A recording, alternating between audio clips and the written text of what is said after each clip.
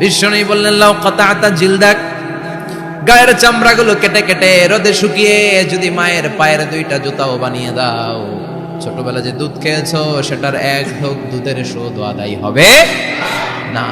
এজন্য মা যে কি কষ্ট করে। এখানে বেশিরভাগই আমরা নর্মাল প্রসেসে পৃথিবীতে এসেছি, তাই না? সিজারিয়ান বেবি খুব কম, থাকলে এক দুইটা। নর্মাল প্রসেসে একটা বাচ্চাকে ডেলিভারি করতে একটা মায়ের যে কত কষ্ট হয় আপনি কল্পনাই করতে পারবেন না। চিকিৎসা বিজ্ঞান বলে একজন সুস্থ মানুষ ব্যথার একটা ইউনিট আছে, মাত্রা, ব্যথা মাপার একক। 45 ইউনিট পেইন বা ব্যথা একজন মানুষ সহ্য করতে পারে। ব্যথার তীব্রতা বা মাত্রা যদি 45 ইউনিটের বেশি হয়, যদি ছাড়িয়ে যায়, হয় লোকটা বেহুশ হবে, নয় মরে যাবে। আমার আর আপনার মা যখন আমাদেরকে নর্মাল প্রসেসে ডেলিভারি করেছেন, তখন তারা 45 না 57 ইউনিট প্লাস 57 থেকে 60 ইউনিটের পেইনও তারা ছাড়িয়ে গেছে। 57 ইউনিটেরও বেশি ব্যথা তারা সহ্য করেছে, যেটা কোনো অ্যাক্সিডেন্টে আপনার দেহের 206টা হাড্ডি আছে, তো 20টা হাড্ডি একসাথে কোনো অ্যাক্সিডেন্টে ভেঙে গেলে যত ব্যথা তার চেয়েও বেশি ব্যথা। এজন্য মায়ের মনে কষ্ট দেয়া যাবে? মায়ের মনে কষ্ট দিয়ে জীবনে কেউ সফল হতে পারে নাই। সাইয়েদনা মূসা আলাইহিস সালাম আল্লাহর একবার জিজ্ঞেস করলেন, আল্লাহ মাইয়া কুনু জালিসি ইয়াউমাল কিয়ামা, আল্লাহ আমার সাথে কিয়ামতের দিন জান্নাতের সাথী কে হবে? আল্লাহ বললেন, জালিসুকা ফিল জান্নাতি জাজ্জার, তোমার সাথী হবে কিয়ামতের দিন বিচার শেষে জান্নাতে যখন ঢুকবা, তোমার সাথী হবে একজন কসাই। কসাই চিনেন? কি করে? গোশত কাটে। সাইয়েদনা মূসা আলাইহিস সালাম অবাক হলেন, ঘটনা কি? কসাই? আমি হইলাম নবী আর আমার সাথে জান্নাতে থাকবে?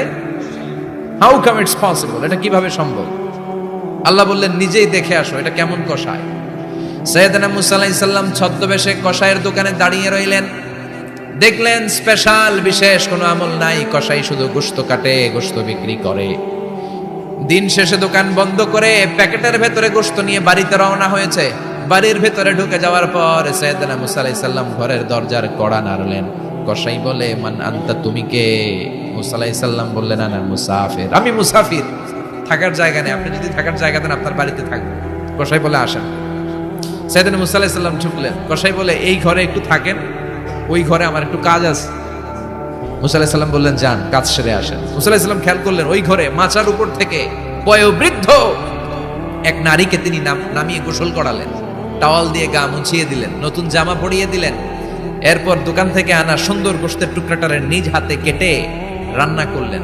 তারপর রুটি বানালেন, আর গোশত আর রুটি হাতে নিয়ে ওই মহিলার মুখে তুলে দিচ্ছেন। মহিলা খাচ্ছে, খায় আর বিড়বিড় করে কি যেন দোয়া পড়ে।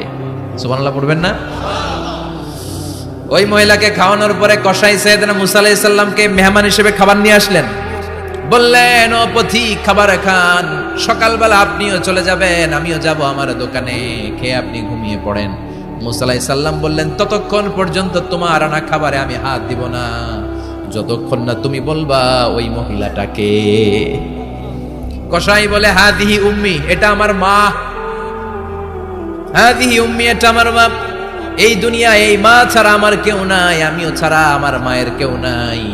তাই প্রতিদিন দোকানের কাজ শেষ করে গোশত এনে রান্না করে আমার মারে আমি খাওয়াই। হাদিহি উম্মি, এটা আমার জনম দুঃখিনী মা। সাইয়েদনা মূসা আলাইহিস সালাম, বুঝলাম তোমার মা, কিন্তু তুমি যখন রুটি তোমার মায়ের মুখের ভেতরে তুলে দিচ্ছিলে, তোমার মা বিড়বিড় করে কি যেন পড়লো, কি পড়ে তোমার মা? কসাই বলে, আমার মায়ের একটা পাগলা দোয়া আছে। কি দোয়া? আমি জানি কশিন কালো এই দোয়া কবুল হবে না। আবেগের বশবর্তী হয়ে প্রতিদিন আমার মা আমার খেদমতে আমার উপর এত সন্তুষ্ট হয়ে যায়, এত খুশি হয়ে যায়। আমার মা প্রতিদিন বলতে থাকে, আল্লাহুম্মা জাআল ইবনি জালিসা মূসা ইয়াউমাল কিয়ামা। ও আল্লাহ, আমার ছেলের খেদমতে আমি এত সন্তুষ্ট, আমার ছেলের উপর আমি এতটাই রাজি খুশি। শুনেছি এই জামানার সবচাইতে বড় পয়গম্বর, বনি ইসরাইলের সবচাইতে বড় নবী, ওই নবীর নাম নাকি মূসা। ও আল্লাহ, আমি এত কিছু জানি না, এত কিছু বুঝি না, এত কিছু চাই না, তোমার দরবারে শুধু একটাই চাওয়া, একটাই ফরিয়াদ, তুমি আমার ছেলেরে কিয়ামতের দিন মূসার সাথে হাসর নসিব করে দিও। আমার ছেলে কসাই ছেলেটারে তুমি মূসার জান্নাতের সাথী বানিয়ে দিও। আল্লাহুম্মা জাআল ইবনি জালিসা মূসা ইয়াউমাল কিয়ামা। জালিস মানে ফ্রেন্ড, বন্ধু। আল্লাহ, জান্নাতে আমার ছেলেরে তুমি মূসার বন্ধু বানিয়ে দিও। মূসা আলাইহিস সালাম এবার বুঝতে পারলেন। তিনি বললেন, ঘটনা তো এই জায়গায় এতক্ষণে বুঝতে পেরেছি, কেন আমার সাথে মুসাফির মুফাসসির যাবে না, হাফেজে কোরআন যাবে না, শহীদরা যাবে না, ওলিরা যাবে না, নবীরা যাবে না, আমার সাথে জান্নাতে যাবে কসাই। এটা মায়ের দোয়া। কার দোয়া? মায়ের দোয়ার দরকার আছে না নাই? অনেক পাওয়ারফুল মায়ের দোয়াটা। বুলেট মারলে বুলেট মিস হয়, মায়ের দোয়া মিস হয়? ড্রোন হামলা করলে ড্রোন হামলা মিস হয়ে যেতে পারে, কিন্তু মায়ের দোয়া কোশ্চিনকালে মিস হয় না। চিল্লায় বলেন ঠিক কি না? মায়ের দোয়াটাও কবুল, বদদোয়াও কবুল। ভয়ঙ্কর কিন্তু। মা দোয়া করলে কবুল হয়, কিন্তু বদদোয়া করলে কবুল হয় না। এরকম হলে it was not a big deal, এটা বড় সমস্যা ছিল না। কিন্তু দোয়া করলেও যেমনি কবুল, বদদোয়াটাও কবুল। এজন্য খবর আছে না নাই? এজন্য মায়ের কাছ থেকে সবসময় দোয়া নিতে হবে। দোয়া নিতে রাজি আছেন? আমাদের সমাজে এরকম অনেক ধরনের কুসংস্কার। 2 কলা খেলে 2 বাচ্চা হয়, তাই না? আসলে কি কথাটা ঠিক? বাচ্চা একটা হবে না 2টা হবে, ছেলে হবে না মেয়ে হবে, এটা কে দেয়? আবার অনেকের মাথার চুলের মধ্যে 2টা গিট থাকে, আছে না নাই? 2 গিট থাকলে কয় তোর 2 বিয়া, 3 গিট থাকলে 3 বিয়া, গিট নাই কয় তোর বিয়া নাই, আছে না নাই? এগুলো মুসলমান বিশ্বাস করতে পারে? মুসলমান বিশ্বাস করে একজনকে, তিনি কে? তো এই 3 ফল এটা খেলে মানুষ পাগল হয়ে যায় না, এটা স্বাস্থ্যকর একটা খাবার। বাংলাদেশের 3 আর আরব দেশের 3 এর পার্থক্য আছে। আরব দেশের 3 খুব সুস্বাদু। তো এই 3 এর নামে আল্লাহ একটা সূরা দিলেন। সূরার নাম হচ্ছে সূরাতুত তিন। সূরার নাম এরকম অনেক নামে আল্লাহ সূরা দিয়েছেন। খেয়াল করে দেখবেন, মানুষের নামে সূরা দিয়েছেন, সূরাতুল ইনসান, সূরাতুন নাস। আবার ইন্ডিভিজুয়াল 6 জন পুরুষ মানুষের নামে সূরা দিয়েছেন, 6 জন নবীর নামে, একজন ওলির নামে। সূরা হুদ, সূরা ইউসুফ, সূরা ইউনুস, সূরা মুহাম্মদ, সূরা ইব্রাহিম, সূরা নূহ, আছে না নাই? আবার সূরা লোকমান, আছে না নাই? মানুষের নামে সূরা, তাই না? তো 7 জন পুরুষের নামে সূরা, আর মাত্র 1 জন নারীর নামে আল্লাহ সূরা দিলেন। বলেন তো এই সূরাটার নাম কি? মারিয়াম। তো রেশিওটা কম হয়ে গেছে না?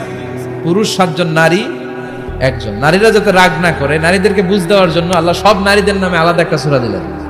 সূরার নাম, তার মানে আল্লাহ নারীকে খুশি রাখতে চায়, বিশ্বনবীও নারীদেরকে খুশি রাখতে চায়। আমার অনেকে বলে, হুজুর আপনি নারীদের পক্ষে কথা বলেন বেশি।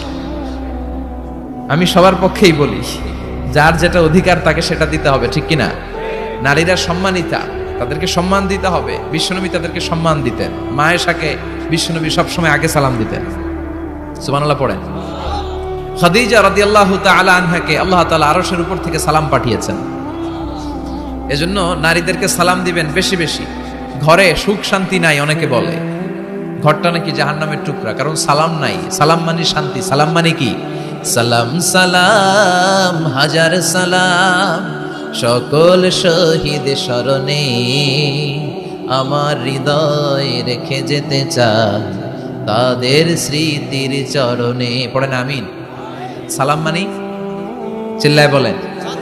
জান্নাতীরা যখন জান্নাতে ঢুকবে, ফেরেশতারা জান্নাতীদেরকে কি বলবে? সালাম, শান্তি। Enter the paradise with peace and security. শান্তি এবং নিরাপত্তার সাথে জান্নাতে ঢুকে যা। এজন্য ঘরটারে শান্তিময় বানাতে চাইলে সালাম দিতে হবে। কি দিতে হবে? আজ থেকে স্ত্রীকে সালাম দিবেন তো ইনশাআল্লাহ। পড়েন। আমার মাইকের আওয়াজ যদি বোনদের কানে যায়, মাদের কানে যায়, আপনাদেরও বলি, আপনারাও আগে আগে সালাম দিবেন। এই দৃশ্য বাচ্চারা দেখলে বাচ্চারাও সালাম শিখবে, ঠিক কিনা? মা খাদিজার ব্যাপারে আল্লাহ বলেছেন, জিব্রাইল তুমি যে খাদিজারে আমার পক্ষ থেকে সালাম দিয়ে দাও, আর খাদিজারে বলে দাও জান্নাতে খাদিজার জন্য এমন ঘর আমি প্রিপেয়ার করে রেখেছি যেই ঘরের ভিতরে কোনো নয়েজ নাই, কোনো আওয়াজ নাই, কোনো ডিস্টার্ব নাই, আছে শান্তি। সুবহানাল্লাহ। কারণ বিশ্বনবীর জন্য খাদিজা নিজের ঘরটার এরকম নয়েজহীন, কোলাহল মুক্ত, শান্তিময় করে রেখেছিলেন। বিশ্বনবী কোলাহলপূর্ণ দাওয়াতি কাজ শেষ করে যখন ঘরে যেতেন, কলিজাটা ঠান্ডা হয়ে যেত। বিশ্বনবীর জন্য এমন একটা ঘর রেখেছিলেন মা খাদিজা, ওই ঘরে বিশ্বনবী যখন প্রবেশ করতেন, বাইরে যত মারপিট হয়েছে, মারামারি হয়েছে, কাফেরদের যত অত্যাচার সহ্য করেছে, ঘরে ঢোকার সাথে সাথে নবী সব ভুলে যেতে। এত মায়া, শান্তি, প্রশান্তির ঘর খাদিজা বানিয়েছিল। এজন্য আল্লাহ বলেছে, জিব্রাইল খাদিজারে বলো, খাদিজার জন্য এমন জান্নাত আমি রেখেছি যে জান্নাতে কোনো সাউন্ড নাই, আওয়াজ নাই, ডিস্টার্ব নাই, কোলাহল নাই, কোনো নয়েজ নাই। চিল্লায় পড়েন আল্লাহু আকবার।